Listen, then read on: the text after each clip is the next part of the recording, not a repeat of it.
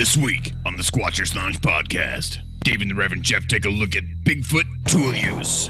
Or rather, tool use in general, and then apply it backwards to Bigfoot, of course. That's right. Tonight we're going to be talking about that thing that separates us from the apes. Or wait, the apes minus the chimpanzee and bonobo. But what about those damn macaques and the birds and the elephants? At least the insects don't use the tools, right? Right?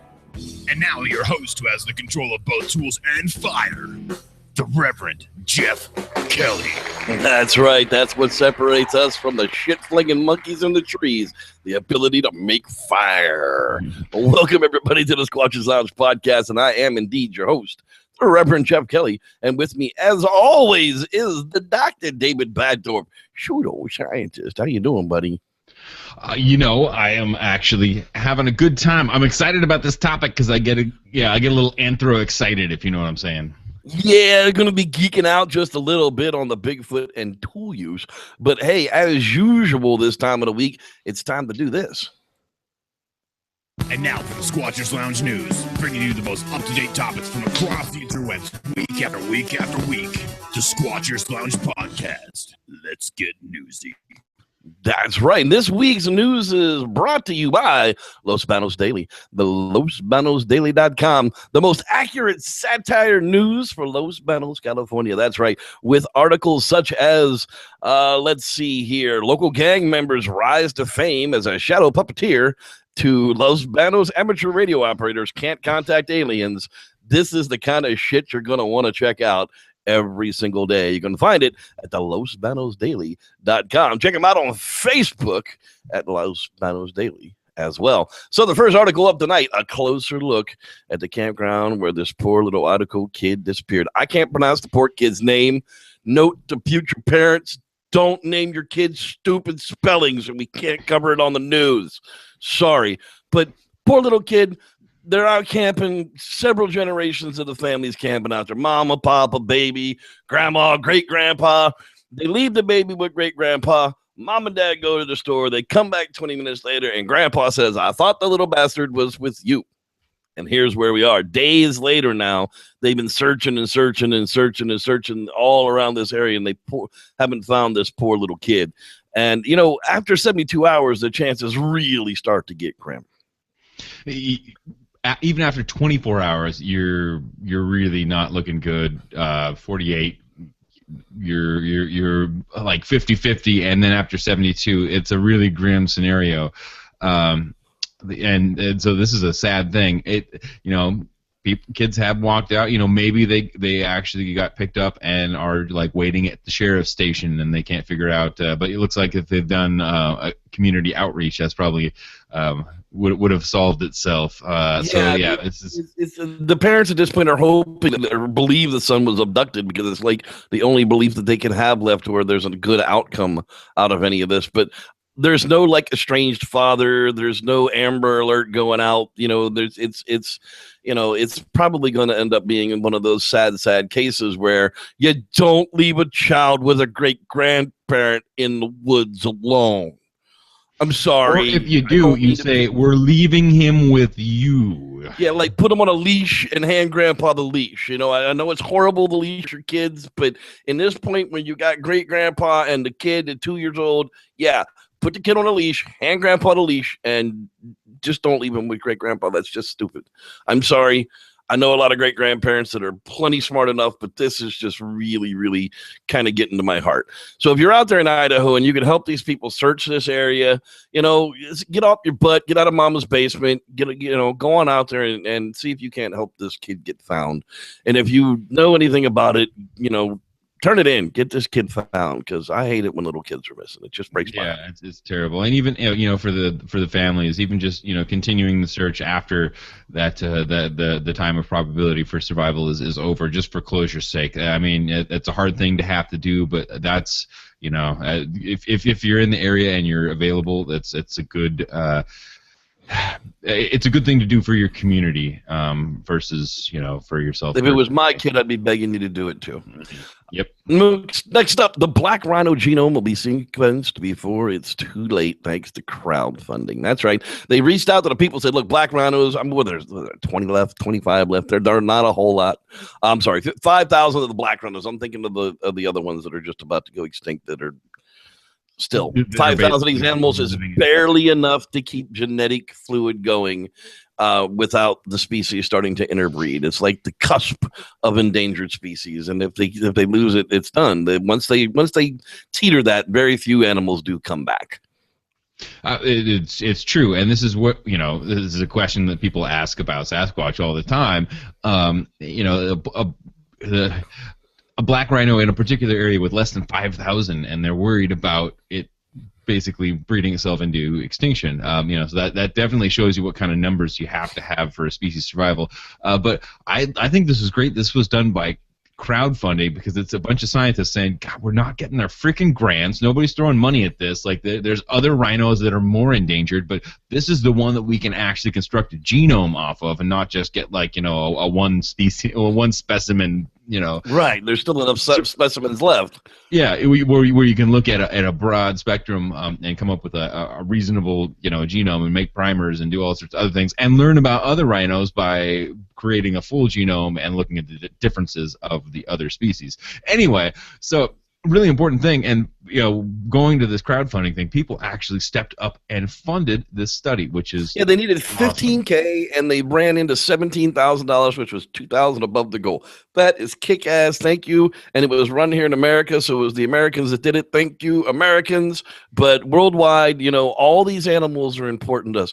We're talking about it here in America. We don't have any black rhinos here. Hell, we don't have any black rhinos in any zoos here that I know of. But they're still important to the planet. They're still important to the ecosystem, and they're still important to the human species. We are all human. So whether or not it's my friends in Africa that are taking care of these, or whether they're taking care of the monkeys in the Congo, I still care because I'm human. Exactly, and it's these key, the megafauna, these huge, almost archaic species that. What are we going to do when they're gone? Well, maybe just as a trend on their way out and making way for the next round. But these are the species that we have to look at and know the most about, because they are the top of that trophic pyramid. That when they fall, everything else changes around them. And so that's a very, very important thing to know as much about these species as possible, and know which ones hold entire ecosystems together. It's crazy. Exactly. So, that was really, really good news about the black rhino genome. Hey, so this was not good news. So I sent this to David the other day. I was pissed. I read this entire article. I was disgusted. This is not a spoof. This is not a satire piece. This goes to show you how hungry certain countries are to own everything. And guess what? It's not America. Like I've talked about before, where the Chinese are just going around and just gobbling up resources anywhere that they're not protected or looked after. Here's another example. Last month, turtle experts thought that there were fewer than 3,000 Philippine forest turtles left in the world. However, they were shocked when they found an additional 3,800 more stacked up on top of each other in a cement tank in a Chinese-owned Philippine warehouse. Thousands of the turtles had no visible. These are water turtles, no visible access to water. Lots of injury. 1,000 of these critters ended up being freaking injured. They finally got 3,000 of them released back into the wilds of the Philippines, and they kept 1,000 of them back for rehabilitation, and I think an additional 800 of those were released back into the wild as well. But China wanted these for turtle farms in China because they're so rare. They want to be able to breed them and have control of all these ultra rare resources around the world, including biologicals. This sucks. Boo on you. Whoever did this, you're crappy. And so this type of mentality that goes on in a lot of areas, and some of the poor farming practices that are all getting the abolition of a lot of this in the United States is getting it's getting a lot of traction. So I mean, this is people going out and collecting. I don't think this is a breeding project. No, this is actually collecting. Collecting all these animals out of the wild. If there's 3,000 in the wild, there's as many in this one container, but they're damaged, they're sick, they're shipping, and they're shipping those and for trade. So what they're doing is taking diseased turtles for to give to the public in whatever way that they are, and that's the problem with this sort of mentality. Just like it's more of, it's a commodity. It's not a living thing. Like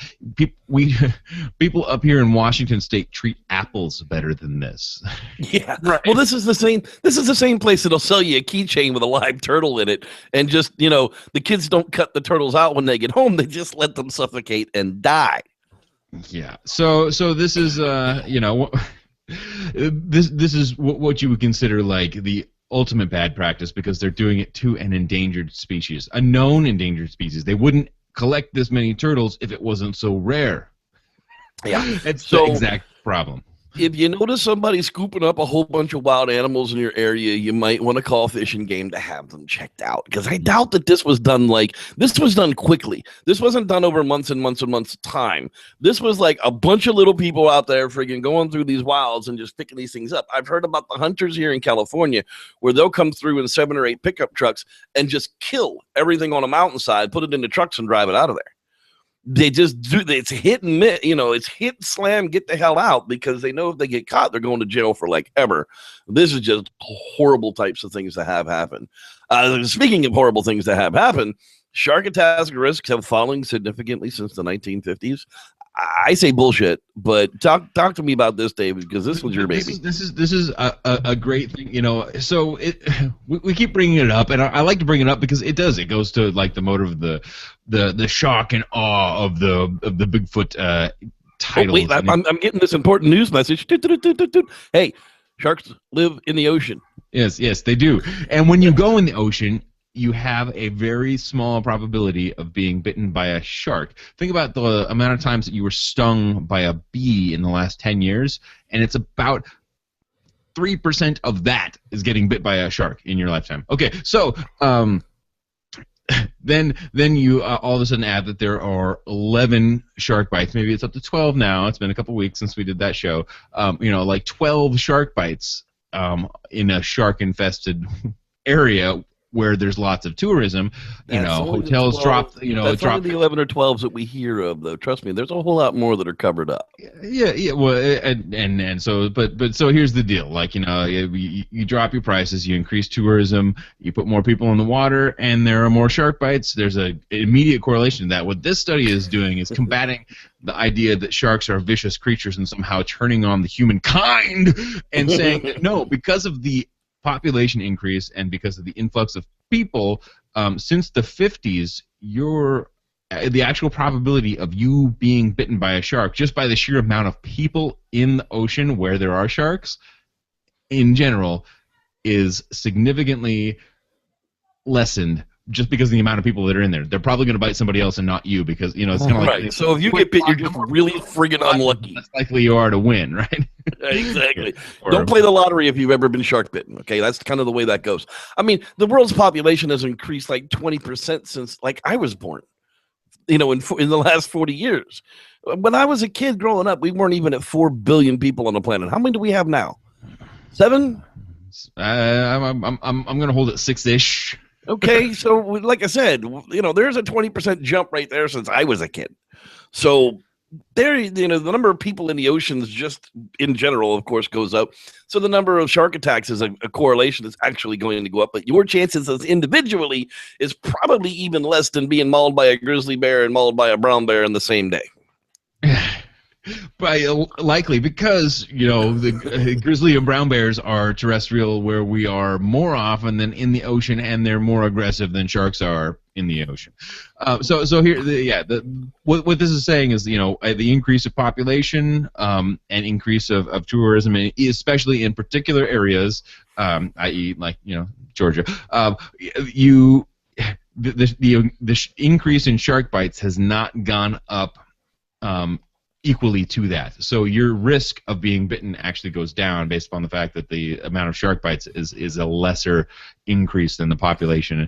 It's a correlative study, and it doesn't really mean anything, and it's another clickbait title, but it's I mean Still fun that's what you have, and still what I like to do is I like to take these hysterical topics and like talk about the actual numbers behind it, and it's really not that hysterical that 11 people got bit by sharks where sharks live when there's 1 million people in the water. Right. So the fear is more interesting to the media than the actual possibility of somebody getting bitten by a shark. Media is all about. However, if you're this jackass and you're swimming directly with a bunch of sharks, your chances of getting bit go up significantly than the assholes who are bathing in the ocean at waist deep water. Well, but here's the thing, like that really doesn't, like, it's like if you went butt naked into and shook a bunch of like beehives, like you're gonna get stung. But this guy is probably not gonna get bit, even if he's acting like aggressively with these sharks. If he acts like food, which he'd have to become much smaller somehow and bite-sized, they would actually bite him. Otherwise, I mean, maybe if he smeared, chum all over his testicles or something, then he would, There we go. So yeah, Balls. It's probably not going to happen that the feeding frenzy happens unless there's a reason for it to happen. If he shoots himself into the middle of a bait ball of bait fish while the sharks are attacking it, yeah, he's going to get bit. Yeah, exactly. All right, so here's a new one, and we had to bring giant pandas' lazy lifestyles finally justified by science. So here you have this big ass bear, 300 pounds. I mean, this ain't no little tiny teddy bear, man. These panda bears will whoop your ass if you let them get close enough. You've seen them rip the jackets off of people in the Chinese zoo to get too damn close to them, like dumb shits. But all they really eat is bamboo. They're not omnivores. They don't go after the meat. I'm sure they scavenge a little bit here and there, and I'm sure they eat probably insects that come along with the bamboo. But for the most part, how the hell are they eating this growing grass and getting to be 300 pounds and living to be 30 and 40 years old? So think about this. This is an omnivore that's supposed to be like, all other bears eating, some grasses but mostly like, berries and insects, grubs, and taking a little bit of meat protein from other small mammals and other things like that. This bear eats a really nutrient poor, almost impossible to eat member of the grass family that nothing else eats. The Gigantopithecus went extinct because this is what it ate. Right. Like, this is all it eats, and it basically gets almost no nutrition off of this. I'm not going to remember the exact number of months, but the juvenile panda bear basically drops out of the mother completely malnourished, and it looks like a joey, like a marsupial of sorts. Like, and this is a bear proper, right? They're little pinkies, yeah. Yeah, and they come up and they're pink, and it has to nurse for like years. Yeah, that's why we don't have bunches of them in the zoos, because they can't breed in captivity for shit. It's horrible. Yeah, but and so they figured out how they got all these special abilities. They followed the little bastards around for a year, and of course, checked out the pandas' poop. And this was why I actually wanted to bring this article up, because you see us playing with poop a lot and talking about poop a lot. But poop is important. In the long run, you can learn a lot about poop if you've got the money to actually process the poop properly. You can. You have to know what you're looking for and what to ask for, and that's part of our problem. Like, I even with my accredited pseudoscientist, acumen, I am not sure exactly what I would want to be looking for, because there's so many. Like, hey, just give me the works. Right. Yeah, give me the $20,000 panel, will you? 12 pounds of scat from one sample for that. No, that was my best Todd Disotell impression. Anyway, a lot of poop. Yeah, that's a lot of poop. But so you imagine, like, I mean, you've seen the bear when they're eating the grass, and it's like this kind of dark, charcoaly, like, bristly, the bear poop. Like, I've seen bear poop. I know bear poop, and I know when they're eating grass because there's grass in there. Could you imagine passing bamboo? What that must be like? He must be like shitting solid wood pellets. In the zoo, I'm pretty sure they give him like 3 shots of bourbon before they pass anything. 1 birdie, 1 whiskey, and 1 gin, or whatever the hell. I can't remember a good song was. Well, I'm getting old. I can't even remember it anymore. Scotch, 1 beer. That's the way it goes. God, thank you. All right, let's move on from the panda poop and check out the IFL page on human hands are more primitive than chimpanzees. Now, what does that say? It says that our hands are more closely related to our last common ancestor, and the chimps and the orang hands have actually evolved due to where they live, what they do. You think about, well, if you look at the hands as they the gorilla hand is specialized, the orangutan hand is like chimpanzee, who is holding hands here quite nicely with the human, is actually closer to what our hand looks like than a gorilla's hand, and an orangutan's hand is the same kind of shape as that chimpanzee's hand, but if you actually look at it, its proportions are just amazing. And they've been split off for so long, but it's obvious that the chimpanzee took a more arboreal lifestyle, even though they're terrestrial-ish now. To have that sort of evolution happen, our hands look much more like monkey hands than ape hands. If you look at all the other ape hands, they look kind of like ape hands. Our hands stayed kind of like monkey hands. So if you're ever interested, like look at some of the macaques and other types of like African monkeys and you're like, wow, our hands actually look, they're different, and they may look more primitive in the primates. I mean, totally different, but that plan, you look at the plan, the way the bones are laid out, our hands are closer to that than our ape cousins, which is interesting, although we can do these amazing things with our hands because they stayed that way versus evolving to be this, whatever needs that those other apes had. That's not to say that the human hands have not evolved. It just means that they've evolved closer to what the original line was like, more so where these guys have evolved outside of that. The overall plan, and that's hard to explain. Like the overall plan of the short fingers and the equalized palm, and you look at the elongated palm of this chimpanzee, and the fingers are in good proportion to that, and that thumb, just God, what do you do with this thumb? Yeah, that thumb just now. If you shrunk the tarsals in the palm of that chimpanzee's hand and pulled the fingers back a little bit, now that thumb comes back into play. That's more like a monkey's hand, which, if you look at us, is more like a monkey's hand than the chimpanzee. But we have these huge. I mean, you can see the muscle in that that wraps over the top of that thumb in this picture. I mean, that's shows you how much we use that thumb. That's why our hands stayed like that. We stayed, we took the terrestrial lifestyle, which honestly the ancestors of orangutans were the Shiftopithecus and Orangpithecus and some of these other things that were related to Gigantopithecus. They were all ground-dwelling apes. So this is something that's even kind of new in the orangutan line. Chimpanzees are mostly ground-dwelling, but they do spend a lot of time in the trees, kind of split up and down. So it makes total sense, and it's a beautiful look into the evolution of the hand, where we just never adopted that full-on arboreal lifestyle, more so than our hands. Our hands didn't need to change as much as the chimpanzees, etc. We obviously had arboreal roots. We all came from the same tailless monkeys.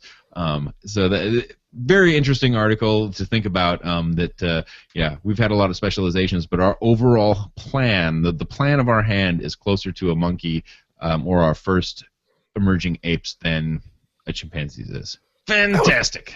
Pretty freaking cool, if you ask me. I just caught this up in my newsfeed. I just had actually mentioned it. What the hell's going on here? The dailymail.co.uk, of course. There's this gorilla in the zoo who seems Speaking to of highly evolved hands. Right, has seemed to have figured out what the middle finger is actually for. And there's actually a clip here of him sitting with his little friend in the zoo, and his little buddy there decides to like hit him in the friggin' face over and over again with this Kong, and he just ends up giving him the finger, several times over again. And I had to ask, is that a learned behavior from being in the zoo? Because it definitely can't mean what we think it means. Maybe it's a universal gesture. Well, in some cultures, that means like thumbs up. Yeah, and the OK symbol means what we think the middle finger means. So it can all be different and misconstrued, but it's probably actually a learned behavior. He's probably actually pissed and expressing what he sees when other people get pissed. I think that's exactly what he's learned too. I think he's just pissed off and getting hit in the face by this little bastard with that friggin' Kong, and he's just gonna let him know about it. I can't say that I blame him. Yeah, that means F you as much as me doing it, I think. I think so too. I just thought it was funny as hell. Hey, Bigfoot Crossroads, Matt Knapp, man, brings us another great article, July 13th, putting together the Bigfoot puzzle and dealing with unknowns. That becomes a lot of what this show is about. We talk about the unknowns as though they actually exist or how they can exist in the known biological, anthropological postulation type of universe that we live in, correct? I thought it was pretty slick. What was your thoughts on this one? I really like this. And I recently did a show that I cannot promote, oddly enough.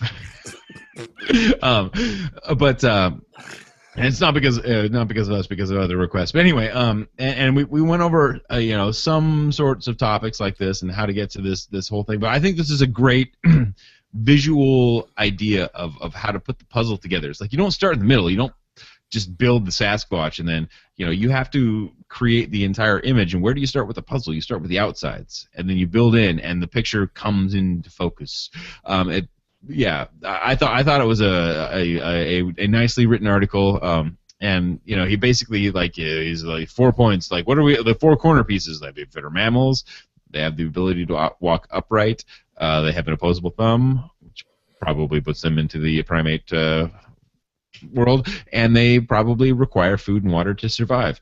But if you take those key things, they tell you a lot about. It says a lot. If you just put those 4 corners out there, you still don't see the Sasquatch.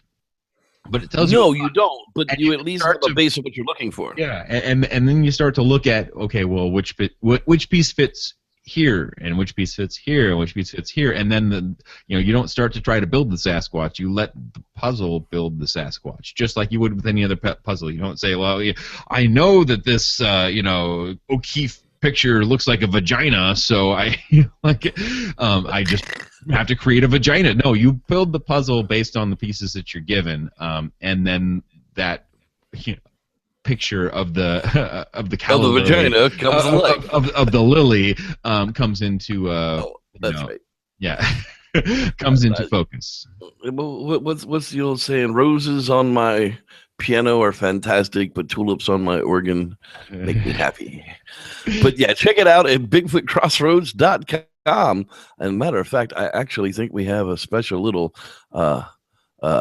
message from Matt. This is Matt Knapp, and you're watching the Squatchers Lounge podcast. Why? I have no fucking idea. Neither do we, but we appreciate the fact that you do watch it each and every week.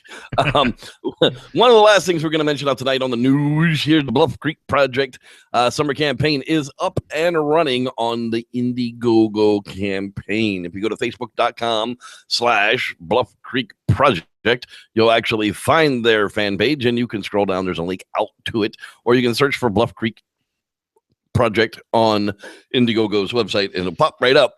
We still got 18 days to close out for the campaign, trying to raise $561 to do a total battery change. They actually just did come back last weekend from the actual site of doing a service on the cameras, and they'll be going back out to put all this stuff back in place before the gates close for the winter.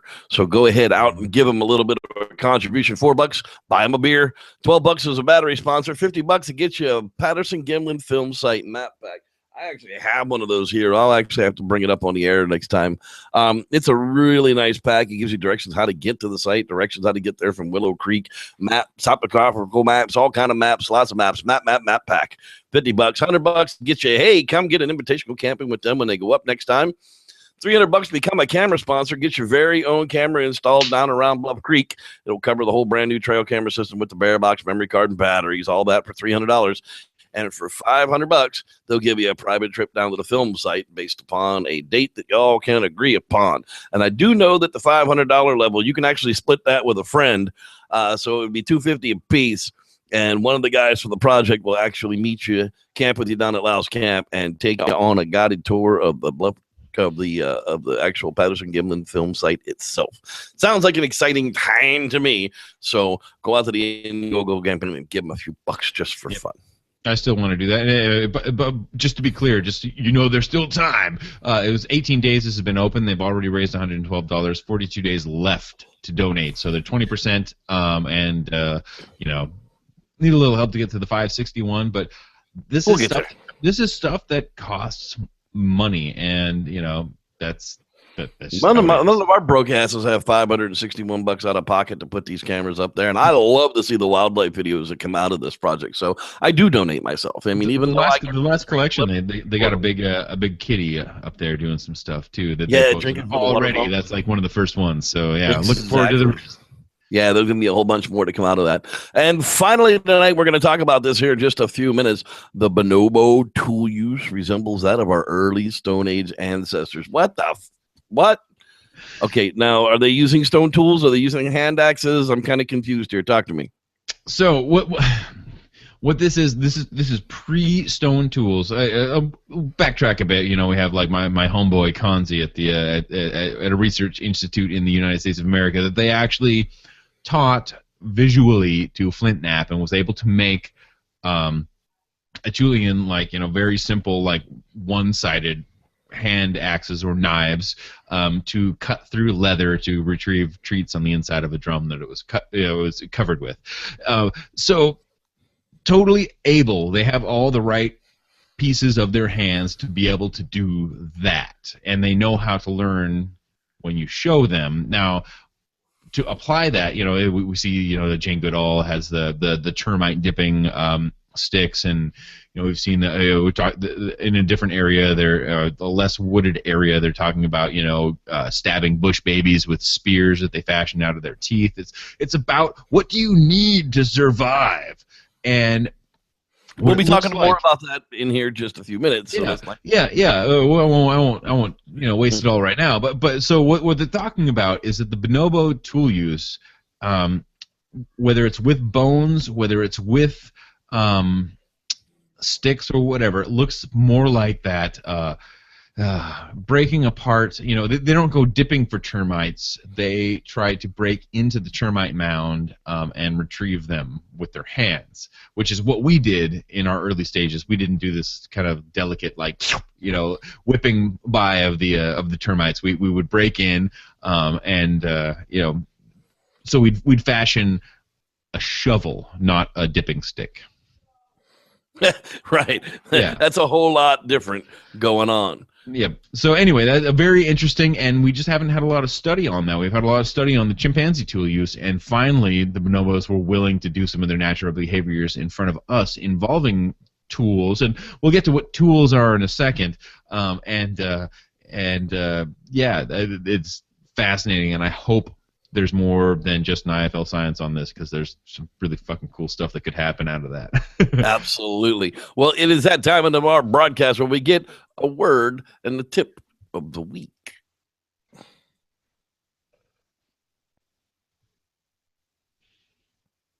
And now it's time for Rules to Squatch By with your old pal Wes.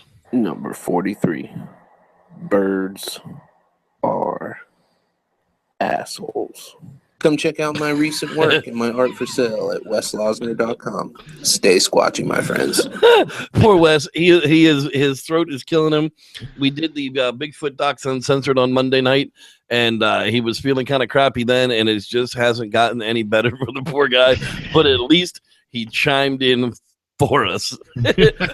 Birds are Assholes. I have a whole house full of birds, and I have to admit, at times, you are correct, sir.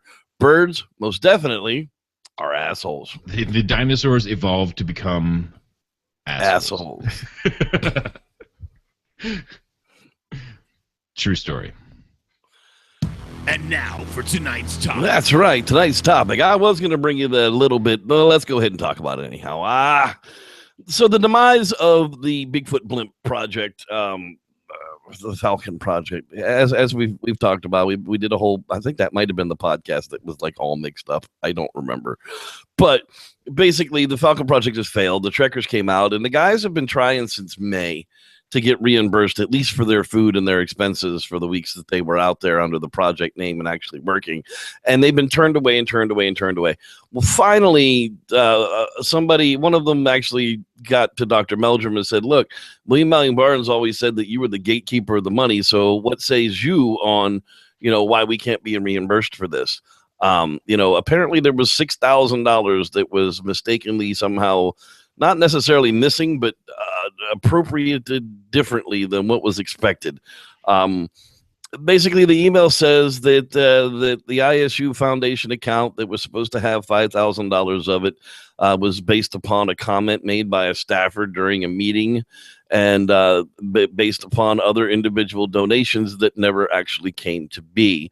But they came to claim that the $5,000 was given to them by Olympia Beer, and that was spent in Portland. So there was absolutely no money to put the trekkers in the field to begin with. No matter what William Allen Barnes says about being a fantastic fundraiser, and that's all his job was to raise funds, he put people in the field with no money.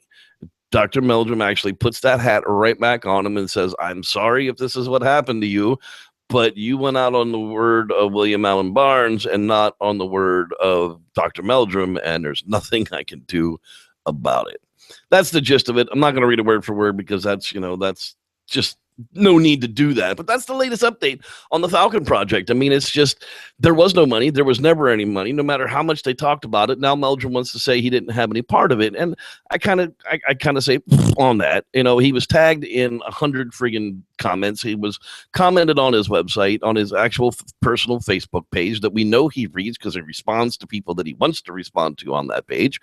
And, through all of that, just like through the how are you doing business with standing, he just pleads, oh, I don't know, and just moves on. And that seems to be the thing to do. So the ISU thing, or the Idaho State University thing, was all just a tax shelter so that people could get a tax break. As we always said, they had zero to do with any of it, and the Bigfoot blimp was just never going to exist. There you have it. That's the update from the Falcon Project demise. What do you think, man? The blimp has to exist. The blimp has to exist. It's going to exist. I know it is. He says he has plans for it and everything. No, so here's the deal. When Pabst or Olympia Beer, who owns Pabst, funded this and put on the event, they don't spend too much money. I was not able to go to that, but that's fine. Why are we still sending people out with the expectation that not only are they going to be funded for the food that they maybe start with, but are going to get more food, right. And more supplies, more water, more this, more that, and $100 definitely wasn't going to cover that. And to continue, where was the misappropriation? Where was the lapse in communication? Where was all of that? Because there were some people that were out there on a word, and I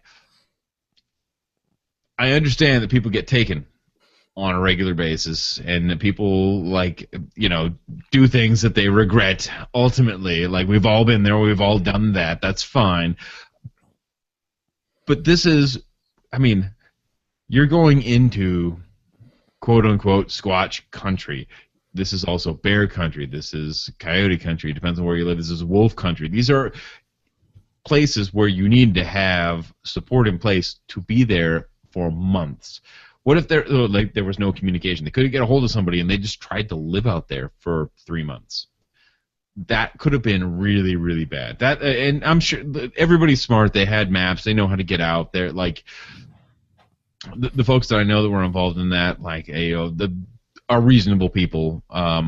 But bottom line, yeah, it's sketchy as hell. It's like, yeah, and why on even if it, even if somebody was mistaken, why on a promise would somebody be willing to put people out in the wilderness for an extended period of time without the funding in place and a plan to even like pre-purchase of dropping food? I mean, I work in a food industry, and like the amount of supplies you'd want to like set up with somebody ahead of time, like that. This is anyway.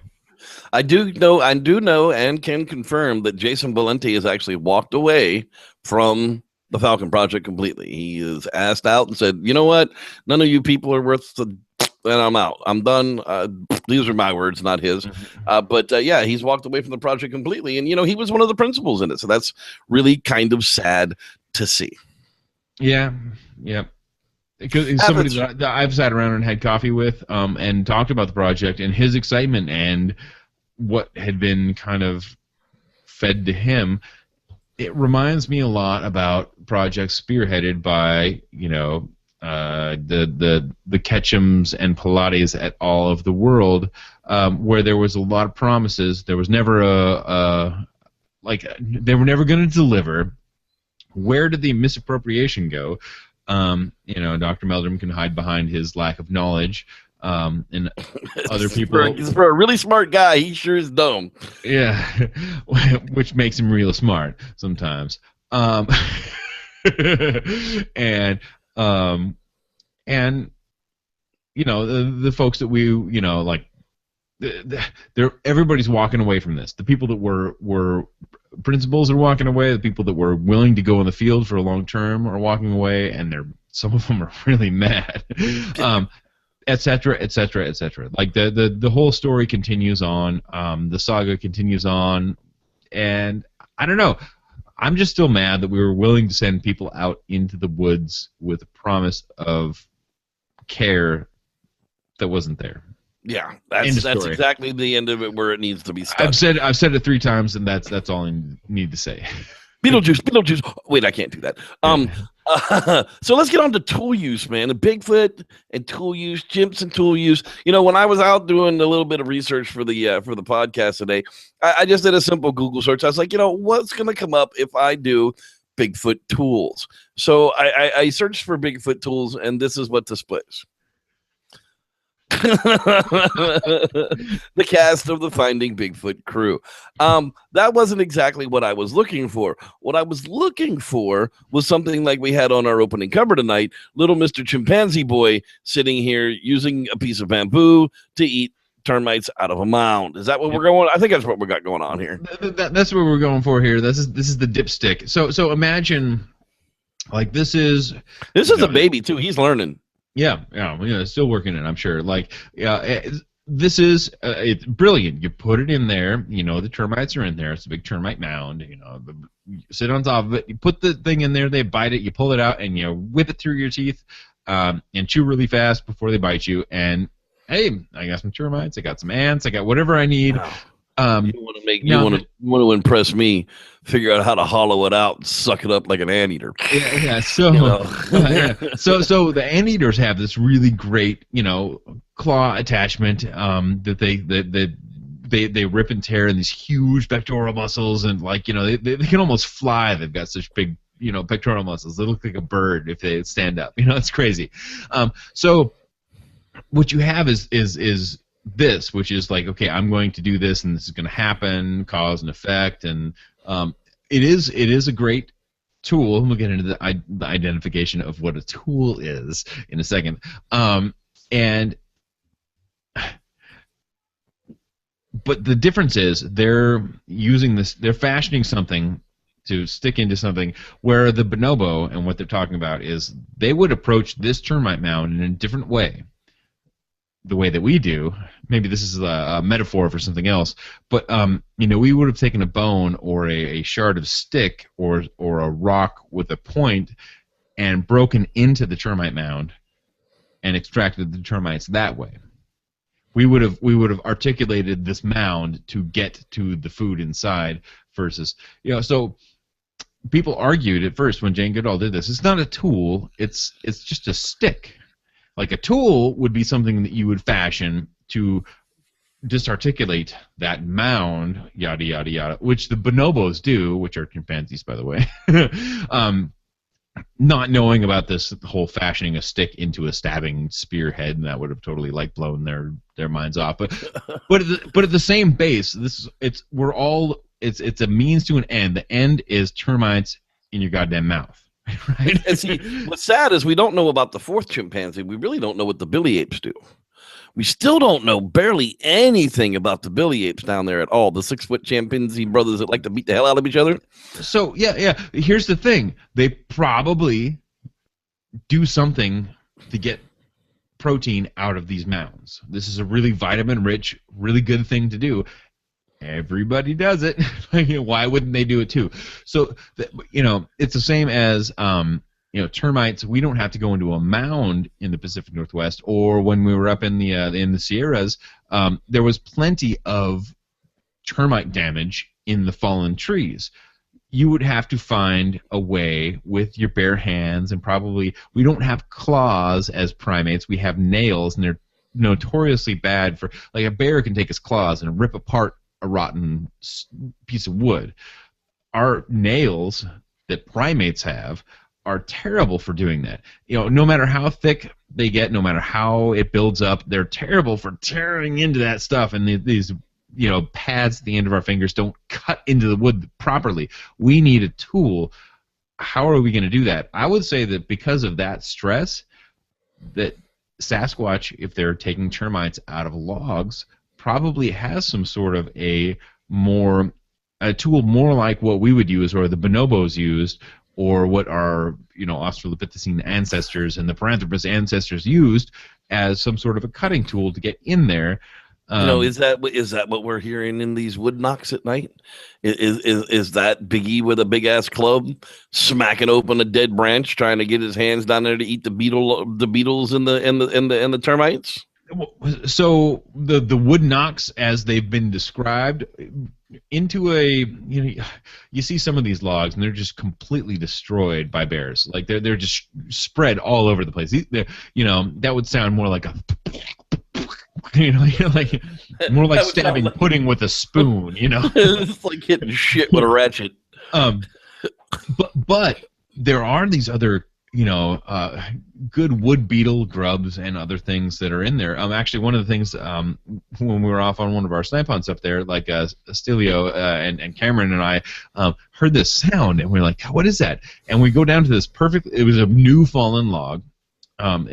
Still living-ish. It was dry, but it was new. And we just heard this. It was a beetle grub in the log, scratching and eating as it would, like basically making sawdust to eat out of the log, making a tube. And it was like, God, it's like that log is just we could hear it from like 3 yards away. It was crazy. Like 10 feet away, we could still hear this thing going. So, but to get into that without a knife, without a saw, without something edged, would sound like. So maybe that's what that is. Maybe it's not communication. Maybe it's just, hey, the beetle larva's talking to me right now, and I'm gonna eat the shit out of that. I'm gonna eat the shit out of the beetle larvae, buddy. But yeah, so the whole idea of all of this is like, what is a tool? And the definition of a tool, I looked up like 5 of them before we got in here. A device or implement, very important word, especially one held in the hand, a device or implement, especially held in one hand, used to carry out a particular function. Okay, well, a device is probably not what they're talking about. So I was like, implement. Oh, sorry. Implement. What is implement? The definition of implement: a tool, comma, utensil, comma, other piece of equipment. I'm like, damn it. Especially used for a particular purpose. So the definition of a tool Is an implement. Is an implement, especially held in the hand. And the definition of an implement is a tool. Is a tool or device or something to accomplish a specific task. Now, when we're talking about the primates, we're talking about the chimpanzees, we're talking about all this other stuff, they're definitely holding it in their hand because they have a hand. Primates have hands. Right. That's what makes us one of the like 5 points that makes us primates is that we have hands. Because a bear isn't known. Well, we did see the article last week where the bear picked up a big ass rock and broke the glass with it. But it did that bears with are not its known paws. to use tools. Right. They don't have hands, so it wouldn't be a tool. It would just be a basketball-sized rock. It was an implement of destruction. Destruction! So not necessarily used with the hand or the fact that you have to have a hand to use a tool, but that was an implement. So what is an implement? It's basically a device that's meant to accomplish a specific task. So technically, by that definition, Webster, not the scientific definition, but the colloquial definition of tool, the Crow tool video that everybody's familiar with, and if you haven't looked it up, look up Crow tool use, and you'll probably find a video of this hook trick that they've done, where there's a tiny little paper basket with a meat in it. It's got a little handle, just like a little tiny paper basket, down to the end of a tube, and they give it a straight piece of a wire. And so, of course, the crow picks it up and tries to stab the meat. That's not working. They make sure that doesn't work or whatnot. And there's one particular crow that you can find on YouTube, but crow after crow has shown this is a wild crow, not seen this trick happen before, bends the end of the wire into a hook to pick up the basket, pull the meat out. Technically, by this definition, that is an implement and it's not a tool, and that's not tool use. However, it took abstract thought to turn that piece of wire into a hook, which it was not before, in order to complete the task that was required. So that's an implement and not a tool. But if you have hands, that's a tool, and that's what that's saying. It's so confusing. So they must have tools. So if Sasquatch were going to use an implement and he was going to use that implement in his hand, then Sasquatch would be known to use a tool, such as a rock. A rock could be a tool used to hunt with. I mean, they consider. I think in the intro I said macaques, but I think it's something else. What's the primate that's loose down in the Everglades, where it's they're from South America. Anyway, so they're known widely in South America to crush nuts with rocks. That is considered a tool. There's an anvil, and they use the same anvil, and there's rocks, and they select the rocks particularly because some rocks will break over the nuts, and they use that as a tool. And this is something that's debatable depending on what you're talking about, but it's definitely a possibility. Sasquatch probably uses tools, and it's probably to extract food. They're probably not using tools to make a house, yeah, a wigwam. Probably not using tools. Tree structures. Well, yeah, to make these tree breaks and structures and other things like that. You could use your hands for that. It doesn't require a tool. So, but the function of a tool, like we were talking about, certain chimpanzees that are living near these trees with termites. They find a termite hole, they dip into it with a stick, and they whip the stick out, and they get the termites. That works for them, but in a less tree-rich environment, there's not as many termites. They can't do that as often. They can't get enough protein. They have to take a stick, break it out of the tree, tear all the extra branches off, and fashion a point on the end of it and stab another primate, a bush baby, a prosimian, in the face to kill it because they bite and they're venomous. No, they're not venomous, but they anyway. Maybe they could be venomous. It's the tarsiers that are venomous. Anyway, and they're Slow-Loris, not tarsier, Slow-Loris, East Asia, whatever. So they bite. It's fine. They bite. Nobody wants to be bit when you're just trying to get lunch. So you stab them in the face and you pull them out. But you've made something out. You looked at that tree and like, hey, that would make a good stabby stick. And then you made a stabby stick and you stabbed a bush baby in the face. That's the kind of the definition of that modern tool use. But that doesn't happen where you get these other easy, insect proteins. It's this kind of more sparse savanna-ish, which is interesting. You look at it evolution-wise. Our ancestors were living on the edge of that for so long, and that's why they expected us to have these stone tools, or expected that we created stone tools and spears and other things like that, because we lived on this savanna edge, and these chimpanzees that are living on that savanna edge show that same sort of behavior.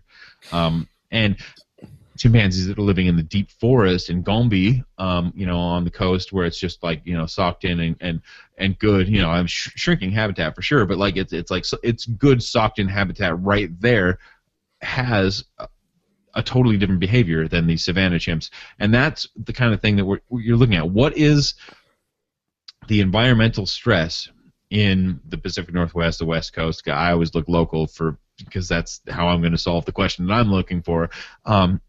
And absolutely, like a lot of, there's berries, there's this, there's that, and the other. You have to dig for a lot of the rest of it. It's all, edible roots.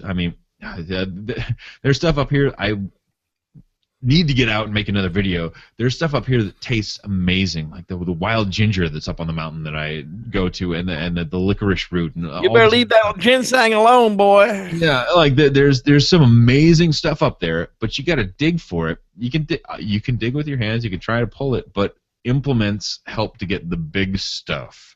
That's why you take a shovel. Yeah, onions and this and that and the other. Or how do you fashion that if you don't have a shovel?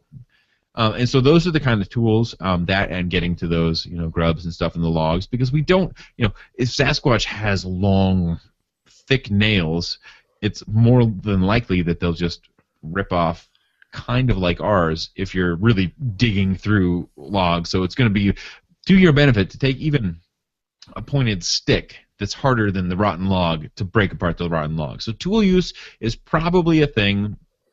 Primates do it. If you have hands, you can call it a tool by Webster's definition, right?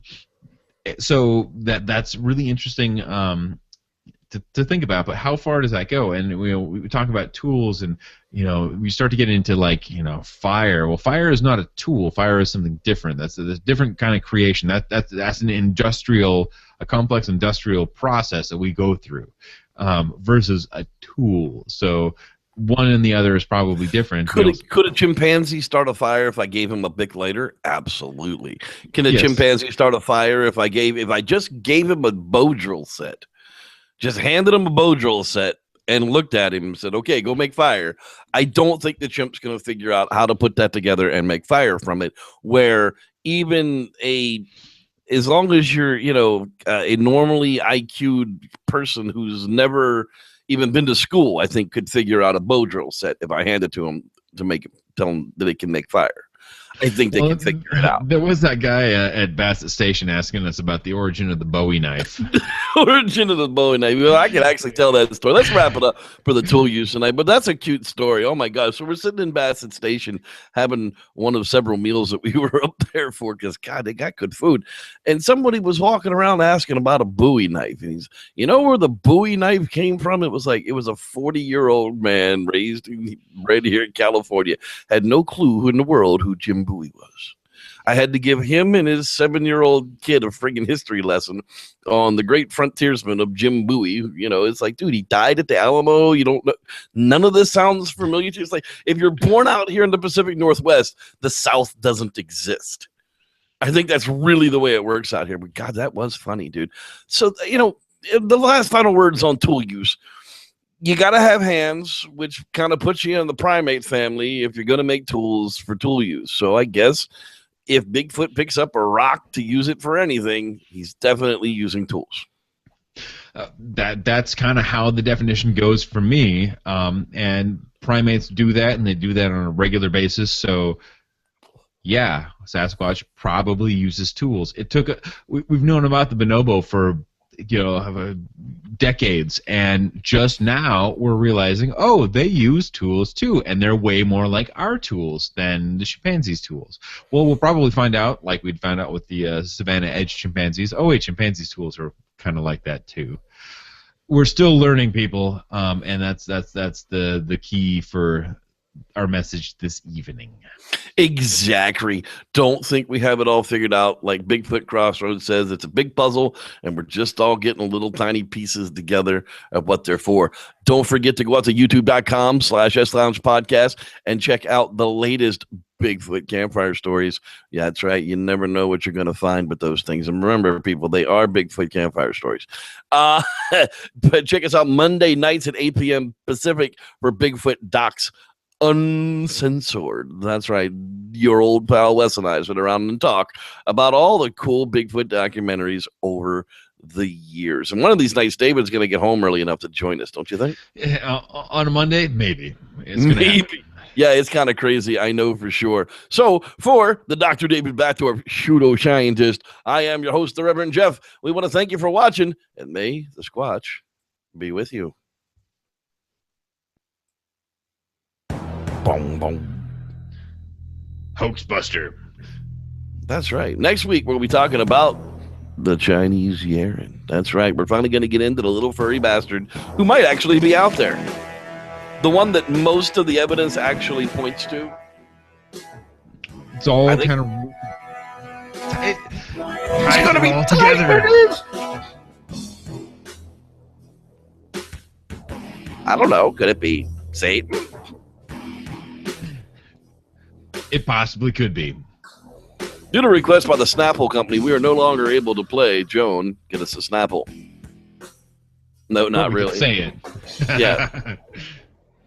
Joan, give me a Snapple. Screw Biscardi. Joan, give me a Snapple.